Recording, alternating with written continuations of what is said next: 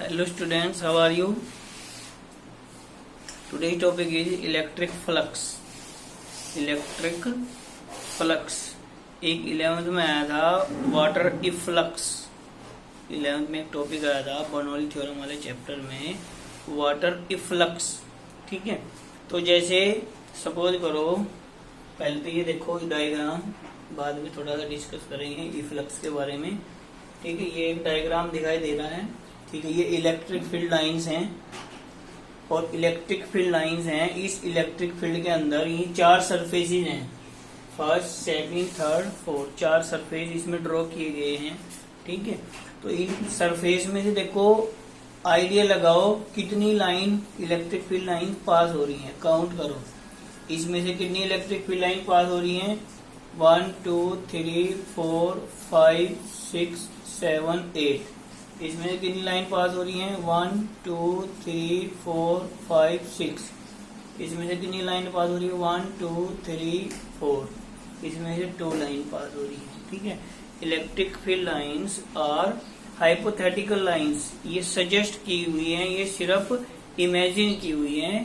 ठीक है, ये रियल नहीं होती है. इलेक्ट्रिक फील्ड रियल होती है, but electric field lines are not real. Electric field lines are hypothetical. ठीक है, graphical representation of electric field है. तो जो वो हाइपोथेटिकल है, यानी कि उसको इमेजिन किया है, वो सजेस्ट किया है, वो एक सजेस्टेड है. ठीक है, यानी कि वो काल्पनिक है. तो जो इलेक्ट्रिक फ्लक्स भी है उसको भी, वो भी काल्पनिक होगा, वो भी हाइपोथेटिकल होगा. जब इलेक्ट्रिक फील्ड लाइंस हाइपोथेटिकल हैं तो इलेक्ट्रिक फ्लक्स भी हाइपोथेटिकल. क्यों? इलेक्ट्रिक फ्लक्स की जो डेफिनेशन है वो ये है, number of electric field lines passing through A given surface. ठीक है, passing through a hypothetical surface, ऐसे भी ले सकते हैं. ये हमने सरफेस इमेजिन किए हैं इसके अंदर. ठीक है, तो किसी सरफेस में से जितनी number of electric field lines pass होंगी, जब नंबर ऑफ लाइंस हम एक्चुअल में उसको हम इमेजिन करेंगे, एक्चुअल में कैलकुलेट नहीं करते हैं, तो वो हाइपोथेटिकल होगा. तो इलेक्ट्रिक फ्लक्स भी हमारा हाइपोथेटिकल होगा. इसमें एक एनर्जी है, ये कितनी एनर्जी इसमें को पास होगी. ठीक है, एक तरह से जो इलेक्ट्रिक फ्लक्स है वो एनर्जी की, एक इलेक्ट्रिक एनर्जी की एक फॉर्म है. ठीक है, जैसे कोई विंडो है, उसमें से कितनी लाइट एंटर करेगी तो उसकी वो एनर्जी हो जाएगी. कितनी एनर्जी हम निकाल सकते हैं, फाइंड कर सकते हैं. तो electric field lines passing through a hypothetical surface is known as electric flux. कहने के लिए ये इसकी डेफिनेशन है. But numerically the dot product of E vector and area vector is equal to the electric flux. Suppose करो इसका, ये electric field intensity है ई वेक्टर और इसका एरिया ए है, और एरिया वेक्टर जो उसमें परपेंडिकुलर होगा ए वेक्टर, ये एरिया वेक्टर है. अभी आगे डिस्कस करेंगे एरिया वेक्टर के बारे में. ठीक है, तो ये हमारा फ्लक्स को हम फाई से या फाई ई से रिप्रेजेंट कर सकते हैं. ये हो जाएगा ई वेक्टर डॉट ए वेक्टर. ये इसका न्यूमेरिकली इसके इक्वल होगा. ठीक है, अब ये डॉट प्रोडक्ट है या स्केलर प्रोडक्ट है, तो E vector dot A vector एक स्केलर क्वांटिटी होगी. तो हमारा जो फ्लक्स होगा वो भी एक स्केलर क्वांटिटी होगी. ठीक है, तो इसकी यूनिट क्या हो जाएगी. ई की यूनिट, ठीक है, ई की यूनिट हो जाएगी न्यूटन. यूनिट हो जाएगी न्यूटन पर कूलम. ये तो ई की यूनिट हो जाएगी, और ए की एरिया की कितनी हो जाएगी, मीटर स्क्वायर. ठीक है, इसका डायमेंशनल फॉर्मूला भी फाइंड कर सकते हैं. तो ये हमारा, देखो इस डायग्राम को देखो, ये डायग्राम भी हाइपोथेटिकल है. ठीक है, इसको भी हमने सपोज किया है, बस इसको ये मान लो सजेस्ट किया है, सजेस्टेड वैल्यू है. हाइपोथेटिकल के बजाय अगर हम सजेस्टेड कहेंगे तो वो मच बेटर होगा. ठीक है, सजेस्टेड है ये, इसको यानी कि इसको देख के सजेस्ट करो. ये जो डायग्राम है, ठीक है, इस डायग्राम को देख करके सजेस्ट करो किस एरिया में से नंबर ऑफ लाइन ज्यादा पास हो रही है. तो हम सजेस्ट कर सकते हैं. ठीक है, जिसका एरिया ज्यादा होगा, जिस सरफेस का एरिया लार्जर होगा, उसमें लार्जर नंबर ऑफ लाइन पास होगी, हम सजेस्ट कर सकते हैं. ठीक है, सबसे कम किसमें होगी, ये वाली होगी. ठीक है, अगर दो सरफेस हैं, देखो दो चीजों पे डिपेंड करेगी, एक ई पे डिपेंड करेगी और ए पे डिपेंड करेगी. ठीक है, अगर किसी सिचुएशन में ई सेम है और ए डिफरेंट है तो फाइव डिफरेंट होगा. ये ऐसा भी हो सकता है कि ई डिफरेंट हो और ए सेम हो। सपोज करो जैसे ये हमारा इस तरह से ऐसे लाइंस हैं, ऐसे लाइंस हैं, तो एक एरिया यहाँ पे है, ये ऐसे ऐसे मान लो पॉइंट चार्ज है सपोज करो, ठीक है। ये एक सरफेस है, ये सरफेस है, इसका कोई एरिया है, ठीक है। इतना ही सरफेस हम यहाँ पे बना दे, ये और ये एरिया दोनों का सेम है, इस वाले सरफेस का और इस वाले सरफेस का एरिया सेम है, but number of electric field lines different है। क्यों? क्योंकि यहाँ पे इलेक्ट्रिक फील्ड इंटेंसिटी ज्यादा है, ई की वैल्यू यहाँ पे ग्रेटर है, यहाँ पे स्मॉल है, तो एरिया सेम हो सकता है। अगर ई डिफरेंट होगा तो फिर भी फाई डिफरेंट होगा। तो दो चीजों पे डिपेंड करेगा, ठीक है, ई पे डिपेंड करेगा और ए पे डिपेंड करेगा। अगर इसको पूरा फॉर्मूला हम ये खोल दें तो फाई इज इक्वल टू ये आ जाएगा ई ए कोस थीटा, ठीक है। तो फिर ये एंगल पे भी डिपेंड करेगा, यानी कि तीन चीजों पे डिपेंड करता है। ये ई पे डिपेंड करता है, ठीक है। अगर किसी रीजन में ई की वैल्यू सेम है तो फिर ए पे और थीटा पे डिपेंड करेगा, ठीक है। एरिया जिस सरफेस का लार्जर होगा उसका फ्लक्स लार्जर होगा। फिर थीटा पे भी डिपेंड करेगा कि जो सरफेस है वो फील्ड के अंदर उसने क्या एंगल, जो एरिया वेक्टर है उसने इलेक्ट्रिक फील्ड के साथ क्या एंगल बनाया है, उस पर डिपेंड करेगा। तो ई पे डिपेंड करेगा, ए पे भी डिपेंड करेगा और थीटा पे भी डिपेंड करेगा, ठीक है। ये मैंने दोनों सिचुएशन बता दी। ये ई पे, ये ए पे डिपेंड है, ए चेंज है तो फाई चेंज है इसमें दोनों में। इसमें ई कांस्टेंट है, ठीक है, इसमें एरिया कांस्टेंट है, ई इसमें वेरिएबल है, ठीक है। तो इसमें ई पे डिपेंड करेगा, जहाँ पे फील्ड स्ट्रांग होगी वहां पे फ्लक्स ज्यादा होगा, जहाँ पे फील्ड वीकर होगी वहां पे फ्लक्स कम होगा, ठीक है। तो इस ऐसे ये हमारा ई पे और ए पे डिपेंड किया है।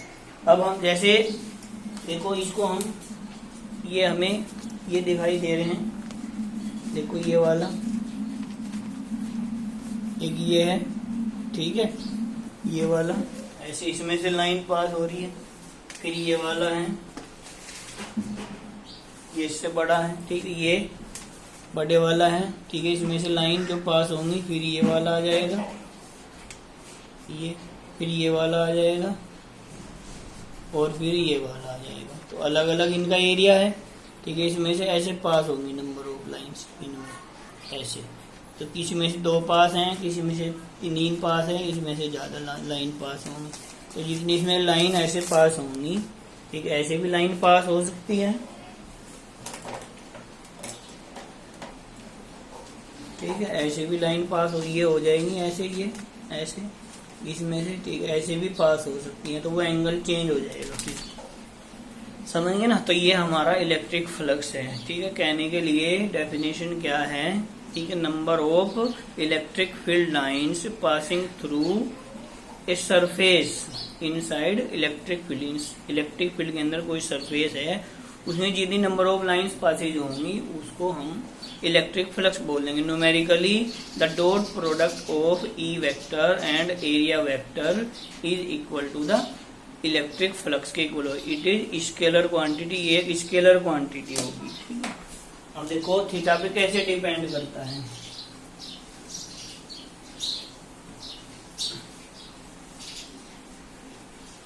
देखो ऐसे इसका न्यूमेरिकल भी पूछा जा सकता है। जैसे ई वेक्टर की वैल्यू दे दी 2i cap plus 3j cap, ये वेक्टर फॉर्म में है, ठीक है। और ए वेक्टर की वैल्यू दे दी हमें 3i कैप, कि फाई की वैल्यू उनकी डॉट प्रोडक्ट कर देंगे। Phi is equal to E vector dot A vector, तो 2i plus 3j dot 3i, ठीक है। इसमें 0 जे तो है नहीं, 0 ले लेंगे तो डॉट करेंगे, आई की आई के साथ कर देंगे, जे की जे के साथ करेंगे। 3 2 जा 6 आई डॉट आई की वैल्यू होती है 1, तो 6 न्यूटन पर कूलम इनटू मीटर स्क्वायर। ये न्यूटन पर कूलम में होगा और ये मीटर स्क्वायर में होगा एरिया वेक्टर। ऐसे न्यूमेरिकल भी पूछा जा सकता है। अब देखेंगे एंगल पे कैसे डिपेंड करता है। देखो एक ये सरफेस है ऐसे, ठीक है, इसका एरिया वेक्टर है ऐसे, ये एरिया वेक्टर, इसका एरिया ए है और ये ए वेक्टर। एरिया वेक्टर होता है, ठीक है, any vector normal to the surface having magnitude equal to the area of the surface. Any vector normal to the surface having magnitude equal to the area of the surface. जितना surface का area है उसके magnitude के equal length का अगर surface के ऊपर normal vector draw करेंगे तो वो एरिया वेक्टर हो जाएगा। सपोज करो इसका एरिया 2 है, ठीक है, तो इस पे 2 यूनिट का ये हम ड्रॉ कर देंगे लेके, ठीक है। मान लो 2 मीटर स्क्वायर है तो 1 मीटर को 1 सेंटीमीटर के इक्वल हम सपोज कर सकते हैं, तो ये 2 सेंटीमीटर इसकी लेंथ हो जाएगी। इसका मैग्नीट्यूड जो होगा इसके एरिया के इक्वल होगा और ये हमेशा डायरेक्शन की परपेंडिकुलर होगी। अगर एरिया ये 3 है तो इसका मैग्नीट्यूड 3 होगा, ठीक है। तो जितना इसका मैग्नीट्यूड होगा ये वैल्यू होगी उतना ही इसका मैग्नीट्यूड होगा, समझ गए ना। तो ये एरिया वेक्टर होता है, ठीक है। Any vector normal to the surface having magnitude equal to the area of the surface. Surface का जितना एरिया है उसके मैग्नीट्यूड के इक्वल लेंथ का जो नॉर्मल 90 डिग्री पे सरफेस पे जो हम वेक्टर ड्रॉ करेंगे उसको हम एरिया वेक्टर बोल देंगे। वेक्टर इसलिए बोला कि वो इसकी डायरेक्शन फिक्स है, ये नॉर्मल है, ये एरिया वेक्टर हो जाएगा। अगर हम इस सरफेस को ऐसे घुमा देते हैं, सरफेस को थोड़ा सा, इसको हमने सरफेस को ऐसे ऐसे घुमा दिया, ठीक है। और इसका जो एरिया वेक्टर है, सपोज करो ये एरिया वेक्टर अब ऐसे है, एरिया वेक्टर। अब यहाँ से जैसे इलेक्ट्रिक फील्ड लाइन आई है हमारी, ये इलेक्ट्रिक फील्ड लाइन, ये इलेक्ट्रिक फील्ड की डायरेक्शन है E vector, E vector, E vector, ये ई वेक्टर और ये ई वेक्टर, ठीक है। तो अब देखो इसमें दोनों सेम डायरेक्शन में है तो एंगल कितना होगा? 0।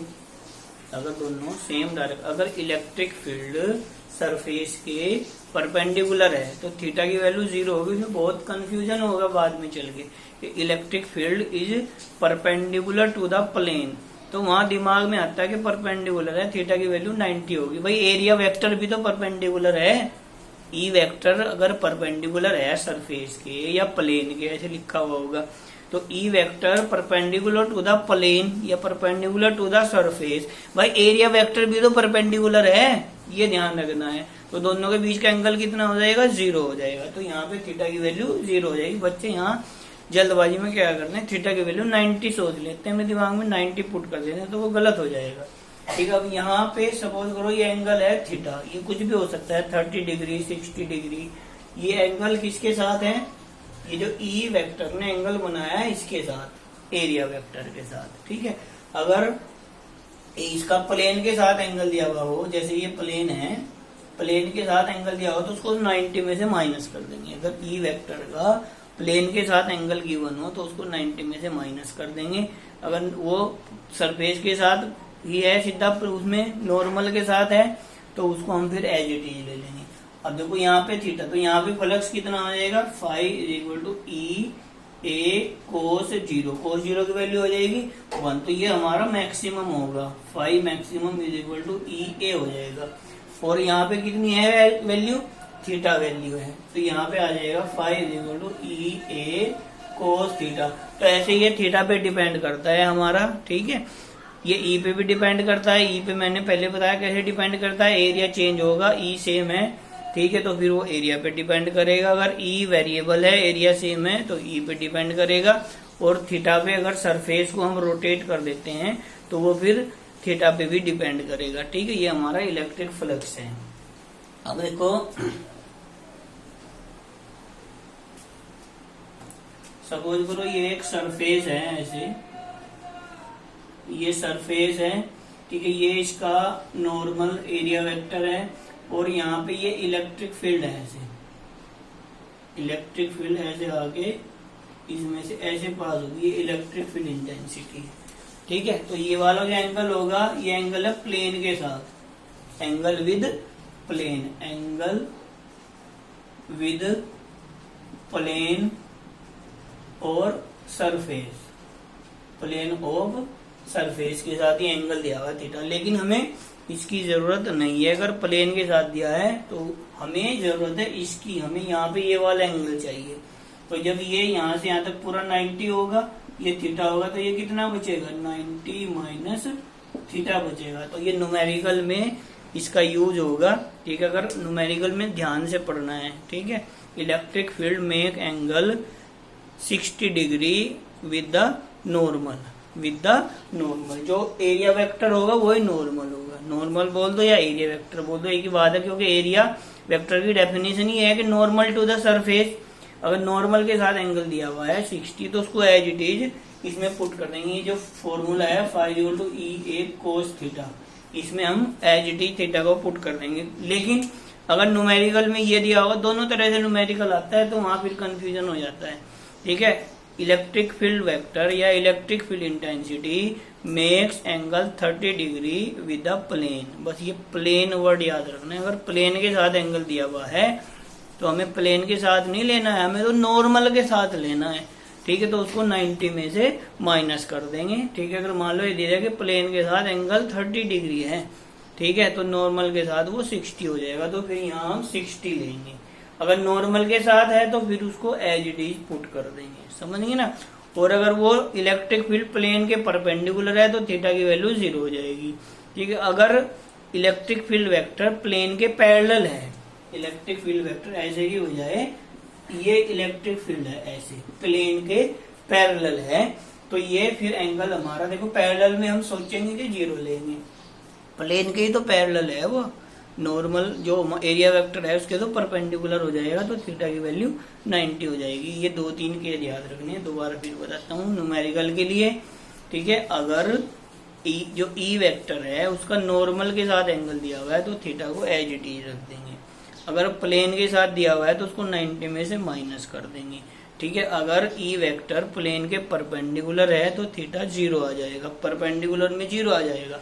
अगर ई वेक्टर प्लेन के पैरेलल है तो फिर 90 आ जाएगा, फिर फ्लक्स हमारा 0 आ जाएगा। पैरेलल का मतलब है, देखो जैसे ये है सरफेस है, पैरेलल का मतलब ये हो गया ऐसे पैरेलल है, तो ये इसमें को पास नहीं हुआ है, तो जब पास ही नहीं हुई, कोई लाइन पास नहीं हुई, तो फ्लक्स 0 आ जाएगा, ठीक है। ये हमारा हो गया, ये ई वेक्टर हो गया ये वाला, और ये वाला हमारा नॉर्मल हो गया, ठीक है। तो दोनों के बीच का एंगल कितना हो गया 90 डिग्री हो गया। अगर ई वेक्टर भी प्लेन के परपेंडिकुलर है ऐसे, और जो नॉर्मल है वो तो पहले से ही परपेंडिकुलर है, तो दोनों के बीच का एंगल कितना हो जाएगा 0 हो जाएगा, ठीक है। अगर ये ऐसे एंगल ये वाला है, एक हमारा देखो ये इलेक्ट्रिक फील्ड है और ये नॉर्मल है, दो चीजें, ये इलेक्ट्रिक फील्ड है और ये नॉर्मल है, ठीक है। Electric field makes angle 30 degree 60 degree with the normal, तो ये एंगल दे दिया उन्होंने, इसको एज इट इज ले। अगर ये दे दिया कि electric field vector makes angle 30 degree with the plane, तो प्लेन के साथ ये एंगल दे दिया। अब इसकी हमें जरूरत नहीं, हमें जरूरत इसकी है। अगर ये प्लेन के साथ एंगल दिया हुआ है, मान लो ये 30 दे दिया, तो ये कितना बचेगा 60, तो इस सिचुएशन में हम 60 लेंगे, ठीक है। ये मैंने चारों की चारों सिचुएशन बता दी है जो कि ये न्यूमेरिकल में यूज होगी। एक इसमें आगे थोड़ा सा है कंटिन्यूअस चार्ज डिस्ट्रीब्यूशन, पहले भी मैंने बताया था। अगर मैक्रोस्कोपिक लेवल पे चार्ज है, बहुत सारा चार्ज है, तो वहां पे हम क्वांटाइजेशन को इग्नोर कर देंगे। एक मैंने डिमॉन्स्ट्रेशन में भी ये बताया था। तो कंटिन्यूअस चार्ज डिस्ट्रीब्यूशन जो होता है वो 3 टाइप का होता है। लीनियर चार्ज, अगर लाइन के अलोंग होगा तो उसको लीनियर बोल देंगे। उसकी जो लीनियर चार्ज डेंसिटी होगी lambda is equal to Q upon L, इसको लैम्डा से रिप्रेजेंट करेंगे। यहाँ से अगर क्यू फाइंड करना तो लैम्डा इंटू एल, हमें लैम्डा की वैल्यू पता हो, लेंथ पता हो, तो हम बता सकते हैं कितना चार्ज है उस पर, ठीक है। एक होगा सरफेस चार्ज डिस्ट्रीब्यूशन, कंडक्टर को अगर चार्ज देंगे तो वो सरफेस पे डिस्ट्रीब्यूट हो जाएगा, तो ये हो जाएगा, इसको हम रिप्रेजेंट करते हैं सिग्मा से। Sigma is equal to Q upon A. अगर ये स्पेरिकल है तो ए की वैल्यू हो जाएगी Q upon 4 pi R square हो जाएगी। तो यहाँ से अगर क्यू निकालना हो तो सिग्मा ए या sigma into 4 pi R square हो जाएगी, ठीक है। अगर वॉल्यूम चार्ज डिस्ट्रीब्यूशन है तो एंटायर वॉल्यूम में वो डिस्ट्रीब्यूट होगा, अंदर भी और बाहर भी सारे में। तो इसको rho is equal to Q upon V, ठीक है, कूलम पर मीटर क्यूब। तो वी की value Q is equal to rho into V. अगर स्पेरिकल है तो 4/3 पाई आर क्यूब। इसका पहले डेरिवेशन होता था सिलेबस में, अब नहीं है, ठीक है। हमें लीनियर का और उसका ही यूज करना है सरफेस का। आगे जो गॉस थ्योरम की एप्लीकेशन है उसमें इसका यूज होगा। ठीक है, अगर जैसे कंटिन्यूअस में क्या होगा, बहुत सारा चार्ज है तो उसको हम पास पास मान सकते हैं। ठीक है, ये कंटिन्यूस चार्ज डिस्ट्रीब्यूशन इसको हम इमेजिन कर सकते हैं। अगर चार्ज की क्वांटिटी कम है, ठीक है, तो हम उसको फिर क्वांटाइजेशन बोल सकते हैं। ये मैंने डिमोन्स्ट्रेशन में बताया है, उसी में सही समझ में आएगा। ठीक है, तो ये हमारा था इलेक्ट्रिक फ्लक्स।